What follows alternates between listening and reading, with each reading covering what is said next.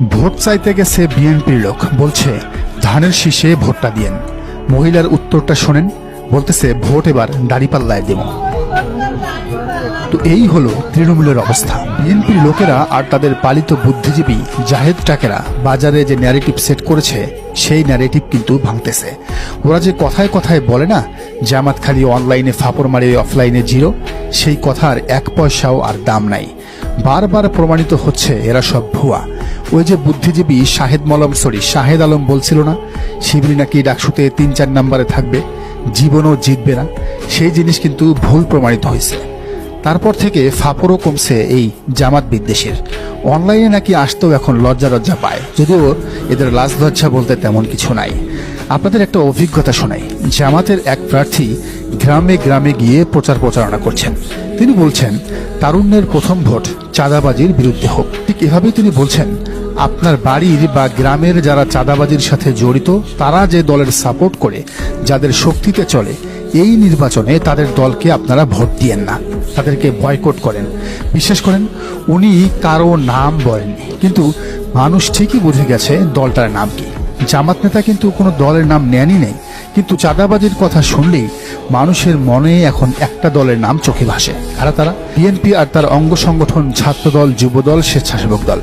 গ্রামের লোকেরা কিন্তু শহরের মতো অতটা নেট ইউজ করে না, ইউটিউব ফেসবুক অতটা দেখে না, শুধু দেখে কারা বিচার সালিশ করে বেড়ায়, কারা বাজার সহ বিভিন্ন স্ট্যান্ড থেকে চাঁদা নেয়, কারা দালালি করে বেড়ায়। সুতরাং শহরের চেয়েও গ্রামের মানুষ এসব বিষয় বেশি জানে।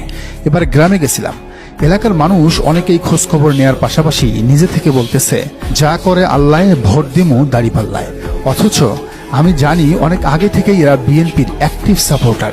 কয়েকজনকে আমি নির্বাচনের সময় বিএনপির পক্ষে মারামারি করতেও দেখেছি। আচ্ছা, ওদের কথা বাদ দেন, মিডিয়ায় প্রমাণ দেখেন। প্রতিদিন পত্রিকার পাতা খুললেই কোথাও না কোথাও বিএনপির নেতারা দলে দলে লাইন দিয়ে জামাতে ইসলামীতে যোগ দিচ্ছে। কিছু নিউজ পড়ে শোনাই। ময়মনসিংহের গফরগাঁও উপজেলার পাঁচবাগ ইউনিয়নের চরশাকচূড়া গ্রামে বিএনপির একদল নেতাকর্মী আনুষ্ঠানিকভাবে জামাতে ইসলামীতে যোগদান করেছেন। রবিবার ২১ সেপ্টেম্বর সন্ধ্যায় আয়োজিত এক সংবর্ধনা অনুষ্ঠানে গফরগাঁও উপজেলা জামায়াতের আমির ইসমাইল হোসেন সোহেল ফুলের মালা পরিয়ে নতুন যোগদানকারীদের দলে বরণ করে নেন। পঞ্চগড়ে বিএনপির রাজনীতি ছেড়ে জামায়াতে ইসলামীতে আনুষ্ঠানিকভাবে যোগ দিয়েছেন ৯ জন নেতাকর্মী। শনিবার ২০ সেপ্টেম্বর দুপুরে কাজলদিঘি কালিয়াগঞ্জ ইউনিয়নে এক উঠান বৈঠকে জামায়াতে ইসলামীর সহযোগী সদস্য ফরম পূরণ করে আনুষ্ঠানিকভাবে যোগদান করেন তারা। সদ্য জামায়াতে ইসলামীতে যোগদানকারীরা হলেন কাজলদিঘি কালিয়াগঞ্জ উপজেলার ৮ নম্বর ওয়ার্ডের সাবেক সহসভাপতি নূর মোহাম্মদ ও সাধারণ সম্পাদক শামসুল আলম, একই ওয়ার্ডের।